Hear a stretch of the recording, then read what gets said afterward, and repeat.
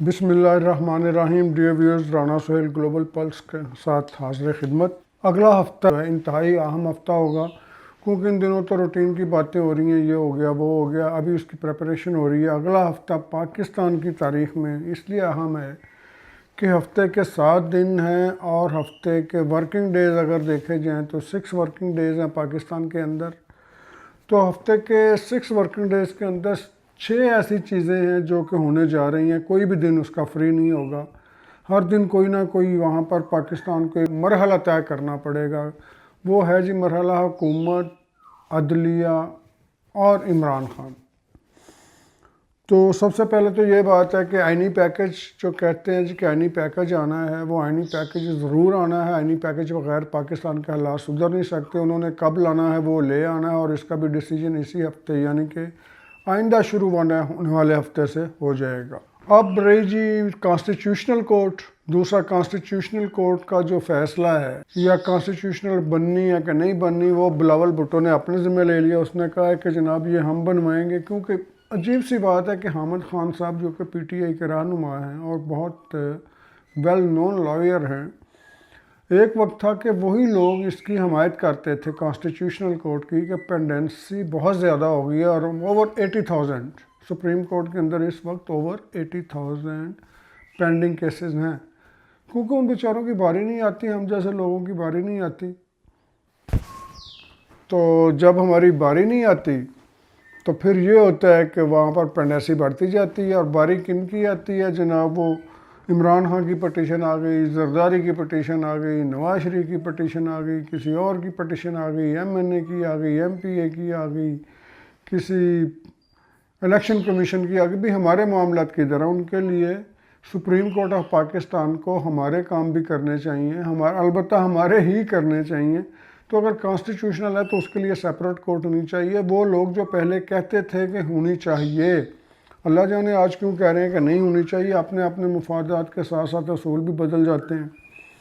بہرحال جی یہ جو ہے جی اس کی آئے گی کانسٹیٹیوشنل کورٹ، وہ بن جائے گی اور بہت امید ہے کہ قاضی صاحب کی ریٹائرمنٹ سے پہلے بنے گی اور یہ بھی ہو سکتا ہے کہ اگلے ہفتے ہی میں اس کا اناؤنسمنٹ ہو جائے. اس کے علاوہ اور فیصلہ کون سا آنا ہے؟ وہ فیصلہ آنے والا ہے جی آرٹیکل 63A. وہی آرٹیکل 63 کہ آپ نے ووٹ ڈالا یا نہیں ڈالا، آپ ڈسکوالیفائی بھی ہو گئے، آپ نے ابھی سوچا ہے، ابھی نیت کی ہے کہ اندر جا کے میں نے کس کو ووٹ دینا ہے، آپ اس کو ووٹ دیں یا نہ دیں. اندر جا کے ہو سکتا ہے باہر آپ ایسے بلف کر رہے ہو، اندر جا کے دوسری پارٹی کو ووٹ دے رہے ہوں.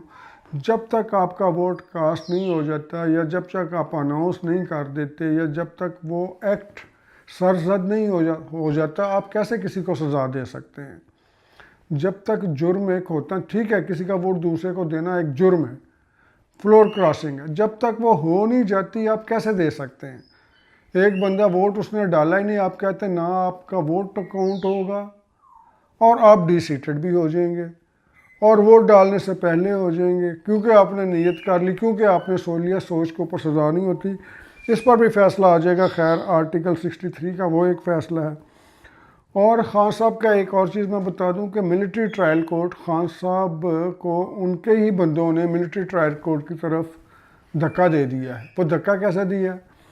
ابھی کہاں دور دور اس چیز کی امکانات نہیں ہے کہ خان صاحب کا ملٹری ٹرائل ہوگا اس کورٹ کے اندر جناب، جس کا جہاں فیض حمید کا ہو رہا ہے وہاں ہوگا. ابھی دور دور نہیں ہے. ٹھیک ہے مخالفین تو اس طرح کی باتیں اڑاتے رہتے ہیں، یا پھر پارٹی کے اندر سے وہ لوگ جو کہ خان صاحب کا فیوچر نہیں دیکھنا چاہتے وہ بھی اس طرح کی باتیں اڑاتے رہتے ہیں. کوئی جو خیر خواہ ہے وہ غلط بات منہ سے نکالتا بھی نہیں.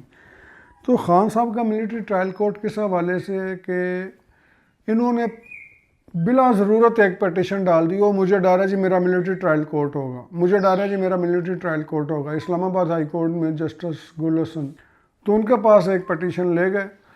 انہوں نے اس پٹیشن کو جناب دیکھا، پڑھا، سنا، حکومت کو نوٹس کیا. اٹارنی گئے، اٹارنی جنرل وہاں پر گئے. انہوں نے جا کے برملا کہا، انہوں نے کہا جی دیکھیں ہمارا تو ایسا بھی کوئی پروگرام ہی نہیں ہے کہ ہم ان کا ملٹری ٹرائل کورٹ کریں اور ہم ان کو ملٹری ٹرائل کورٹ کے لیے ابھی تو نہیں بھیج رہے ہیں. ہاں اگر کبھی ضرورت پڑی after following a due course of law قانونی تقاضے پورے کرتے ہوئے اگر کبھی کی ضرورت پڑی تو سارے قانونی تقاضے پورے کر کے تو پھر ہم دیں گے ملٹری ٹرائل کورٹ کا. ابھی تو ہماری کوئی نہیں، تو کورٹ نے کہا تھا جی ٹھیک ہے. غور کریں کتنی بات ہے. انہوں نے کہا جی اگر ہمیں ضرورت پڑی تو after adopting due course of, ہم تمام قانونی تقاضے پورے کرنے کے بعد پھر ان کو بھیجیں گے اگر ضرورت پڑی. تو عدالت نے کہا ٹھیک ہے. اس کا مطلب یہ ہوا کہ قانونی تقاضے پورے کرنے کے بعد آپ خان صاحب کو ملٹری ٹرائل کے لیے بھیج سکتے ہیں. انہوں نے انڈائریکٹلی ایک پرمیشن دے دی ہے. تو یہ تو انہوں نے اپنے پاؤں پہ خود کلاڑا مار لیا. اس چیز کی ضرورت ہی نہیں تھی. اب جب بھیجنے لگتے اس وقت پٹیشن کر لیتے ہیں نا، ابھی تو نہیں بھیج رہے ہیں نا. تو اب انہوں نے فیوچر کے لیے راستہ کلیئر کروا لیا. اسلام آباد ہائی کورٹ نے خود کر دیا. وہ جو اورنگزیب صاحب ہیں، جو نواسے ہیں وہ جنرل ایوب کے، یہ سارے رشتہ داریاں چلتی ہیں. بہرحال یہ بھی فیصلہ جناب تو خان صاحب کو لے کے جو اورنگزیب صاحب نے جناب اسلام آباد ہائی کورٹ نے تو کہہ دیا کہ ہاں جی اگر کبھی پروگرام بنے تو قانونی تقاضے پورے کر کے تو پھر ان کو بھیج دیں. اس کا تو یہی مطلب ہوا نا. تو انہوں نے انڈائریکٹ ایک آرڈر حاصل کر لیا ہے، یا ان کو انہوں نے لے کے دے دیا ہے. کبھی کبھی ایک ٹیم میں یہ ہوتا ہے، میچ اور ہوتا ہے، اپنی ٹیم کو آپ ہی گول کر دیتے ہیں لوگ کی. تو ان کے ساتھ یہ ہوا ہے، خان صاحب کو مروا دیا انہوں نے. تو یہ غلط کیا. اور اس کے بعد جناب 28 ستمبر کو جو جلسہ ہے راول پنڈی کا، وہ بھی ایک ایونٹ ہے. وہ بھی نیکسٹ ویک میں ہی آتا ہے کہ جناب علی خان صاحب کا 28 ستمبر کا جو جلسہ ہے راول پنڈی کا، یہ کیا آؤٹ پٹ دیتا ہے. لاہور والے نے تو کوئی نہیں دی، نہ ہی وہ ترنول والے نے دی جسے سنگ جانی کہا جاتا ہے. سنگ جانی جلسہ، بکر منڈی والے دونوں جلسے. اب 28 ستمبر والا جو جلسہ ہے لاہور راول پنڈی کے اندر، اب کون سی جگہ ملتی ہے ابھی تک اس کا پورا نہیں پتا کہ کون سی جگہ ملتی ہے، لیکن یہ چیز طے ہے کہ 28 ستمبر کو یہ جلسہ ہوگا.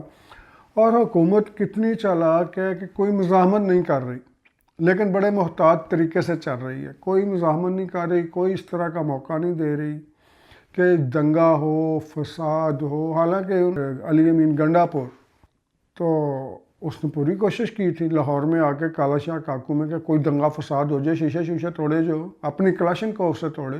میں نے پچھلے پروگرام میں بتایا تھا کہ وہ ڈنڈے سے توڑے، کیونکہ کچھ ورڈز ایسے ہوتے ہیں جو کہ بینڈ ہوتے ہیں آلموسٹ سویلائز کلچر میں. چونکہ مجھے یہاں پر رہتے 20-21 سال ہو گئے، اس لیے میں نے جان بوجھ کے لفظ نہیں بولا تھا کہ جناب چیف منسٹر نے اپنی کلاشن کوف سے وہ شیشے توڑے. میں نے بول دیا کہ جناب ڈنڈوں سے توڑے یا کسی چیز سے.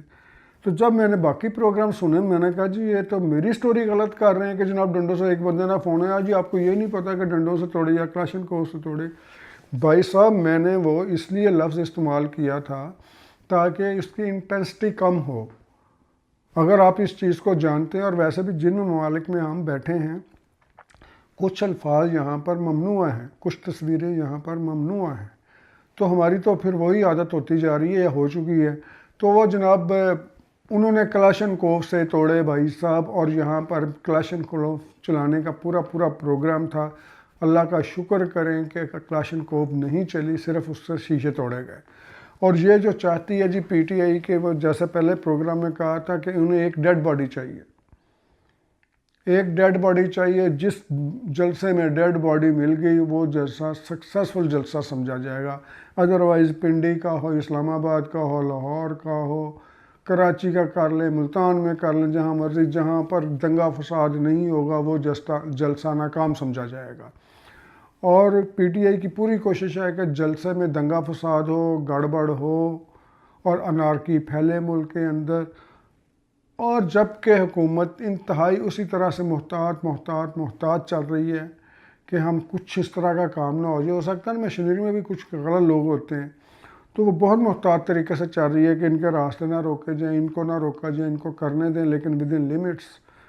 تو ان کو جناب فلٹر کر کے اندر بھیجا جائے. وہ ساری چیزیں لگا رہے ہیں. تو اللہ تعالیٰ خیر کرے جی. اگلا جو ہفتہ ہے اس لحاظ سے بڑا اہم ہے. تو میں نے کہا میں بتا دوں ابھی اس ہفتے کے اندر پاکستان میں کوئی ایسی ہلچل نہیں ہے. باقی آپ کو سارا پتہ ہے کہ ڈی جی ISI نئے آ گئے ہیں، عاصم صاحب. پاکستان کی فوج، پاکستان کی اسٹیبلشمنٹ میں عاصم نام کا بڑا عمل داخل ہے بھائی. پچھلے 4-5 وہ وہاں سے شروع ہوا تھا نا، وہ عاصم باجوہ، وہ پزا والے، لمبی کمائی، ہاں وہ آ گئے، عاصم منیر آ گئے، اب یہ عاصم صاحب آ گئے. تو یہ لوگوں کو بات کرتے ہوئے، بولتے ہوئے، بیان کرتے ہوئے سم ٹائمز کنفیوژن کا سامنا کرنا پڑتا ہے کہ کون سے عاصم کی بات کر رہے ہیں، تو اس لیے پورا نام لینا پڑتا ہے. یہ جو آئے ہیں جی D G ISI Asim Malik صاحب، تو یہ ویسے بھی ڈاکٹر ہیں، PhD انہوں نے کی ہوئی ہے، PhD آن سرٹن سبجیکٹس کی ہے کسی پہ، تو لہٰذا یہ وہ ڈاکٹر ہیں. تو ڈاکٹر کے پاس تو پھر یہ ہے نا جی اتھارٹی بھی ہے کہ بھائی میں ڈاکٹر ہوں، جو میں کر رہا ہوں میں ٹھیک کر رہا ہوں، آپ کو اس بات کی سمجھ نہیں ہے. تو دیکھیں اب وہ کیا ٹھیک آگے کرتے ہیں، مرض کیا ڈھونڈتے ہیں اور مرض کا علاج کیا کرتے ہیں. لیکن امید ہے کہ وہ طالبان والا جو ہے نا جی، طالبان کو جو ٹیکہ لگانے والا کام ہے وہ پورا کریں گے. کیونکہ جو طالبان والا وائرس ہمارے ملک میں گھس گیا ہے نا، ہمارے دماغوں میں گھس گیا ہے کہ طالبان ہمارے ملک کا بیڑا غرق کر رہے ہیں، افغانستان والے ہمارے ملک کا بیڑا غرق کر رہے ہیں، ہم ان سے فرینڈشپ کر رہے ہیں. میرا خیال ہے کہ اس کے اوپر یہ بہت سخت اقدامات کرنے جا رہے ہیں، نہ صرف طالبان بلکہ طالبان کے فیسیلیٹیٹر کو بھی یہ پکڑیں گے. اس کے ساتھ ہی اجازت دیجیے، بہت شکریہ، اللہ حافظ.